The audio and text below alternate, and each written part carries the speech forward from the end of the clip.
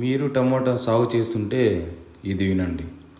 ఈ టమోటా మనకు పూత పిందె పడే సమయంలో ఇలా బంతాకు పడి ఆకుల మీద మచ్చలు మరియు ఈ విధంగా చెట్లు పండాకు పడ్డము ఇలాంటివి జరుగుతూ ఉంటాయి. దీనికి ప్రధాన కారణము అధికంగా పచ్చదోమ అనేది తెల్లదోమ ఇలాంటివి ఉండడం వల్ల మనకి ఈ బంతాకు అనేది పడుతూ ఉంటుంది.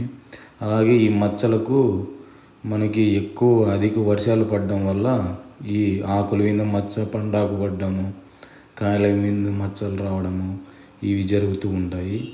ఇవి కంట్రోల్ కానప్పుడు మనకి పూత కూడా మచ్చలు పడి రాలిపోతూ ఉంటుంది. దీన్ని మనము సమగ్రవంతంగా నివారించుకోవడానికి మనము ఈ ప్రియాక్సిర్ అనే మందుని అలాగే ప్లాంటోమైసిన్ అనే మందుని కలిపి స్ప్రే చేసుకుంటే మనము ఈ మచ్చను నివారించుకోవచ్చు.